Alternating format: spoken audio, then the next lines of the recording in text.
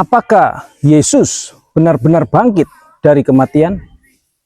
Coba kita lihat di dalam 1 Korintus 15 ayat yang ke-17. Dikatakan di sana apa? Dan jika Kristus tidak dibangkitkan, maka sia-sialah kepercayaan kamu dan kamu masih hidup dalam dosamu. Amin. Ya, shalom sahabat-sahabatku. Sahabat-sahabatku, saudara-saudara, kebangkitan Yesus Kristus adalah pusat iman Kristen. Jika Yesus tidak bangkit, maka seluruh kekristenan hanyalah kebohongan besar. Namun, inilah pertanyaan yang sering kali diajukan oleh orang-orang dunia. Mereka bertanya, mereka berkata, benarkah Yesus bangkit? Atau itu hanyalah sebuah dongeng? Nah, pertanyaan ini sangat penting. Sebab jika kebangkitan itu nyata, maka setiap orang harus menghadapi fakta bahwa Yesus adalah Allah. Nah, sekarang mari kita lihat bersama ada 3 alasan kuat yang membuktikan bahwa kebangkitan Yesus adalah peristiwa sejarah yang benar-benar terjadi. Yang pertama, kubur kosong yang tidak terbantahkan.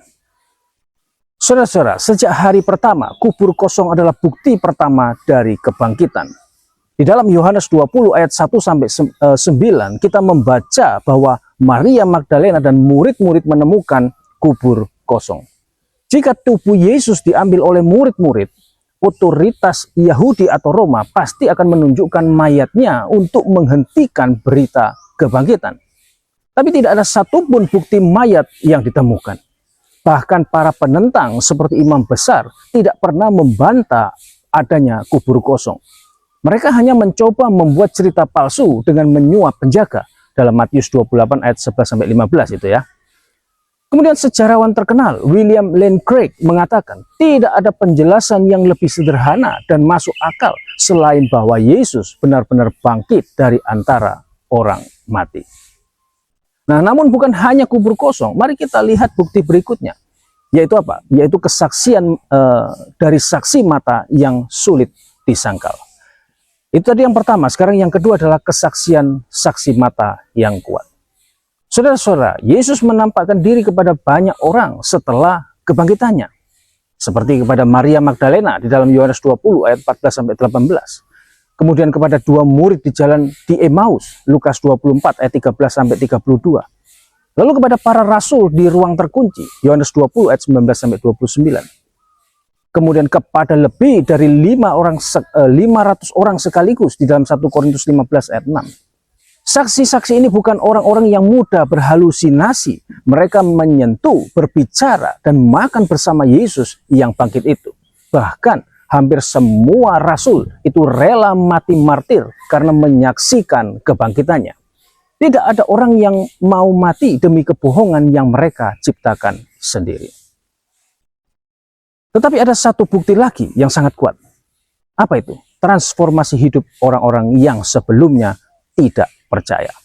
Yang ketiga, perubahan radikal dalam hidup para murid dan gereja mula-mula. Saudara-saudara, Petrus yang penakut, yang menyangkal Yesus 3 kali, berubah menjadi pemberita Injil yang berani, rela mati di salib terbalik. Yakobus, saudara Yesus yang dulu tidak percaya, Yohanes 7 ayat 5, akhirnya menjadi pemimpin gereja Yerusalem dan mati sebagai martir. Rasul Paulus yang semula penganiaya umat Kristen, bertobat setelah bertemu Yesus yang bangkit di jalan ke Damsyik, Kisah Para Rasul 9. Hanya kebangkitan nyata yang dapat mengubah hidup mereka sedemikian rupa. John Stott berkata begini, kebangkitan Kristus bukan hanya membalikkan sejarah, tapi membalikkan hidup manusia yang paling keras kepala sekalipun. Itu kata John Stott. Nah, setelah kita melihat bukti sejarah yang tidak dapat disangkali ini, apa makna kebangkitan bagi kita hari ini? Saudara-saudara, kebangkitan Yesus bukan hanya sebuah fakta sejarah saja, tetapi dasar daripada iman kita.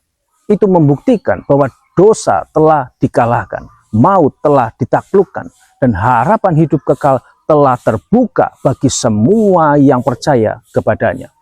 Jika Yesus bangkit, maka kita harus percaya kepadanya, mengikut Dia dengan sepenuh hati, dan memberitakan berita ini kepada dunia yang penuh dengan keraguan.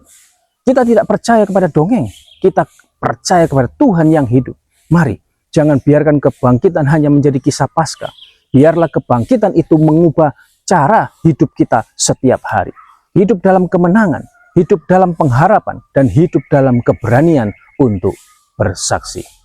Saudara-saudara, Yesus itu benar-benar bangkit. Karena itu, jangan ragu. Bangkitlah juga untuk hidup bagi Dia dan menyatakan kabar sukacita ini kemanapun Tuhan mengutus kita. Amin. Amin.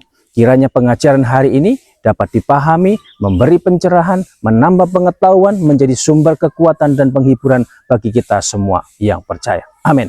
Soli Deo Gloria, Tuhan Yesus memberkati. Shalom.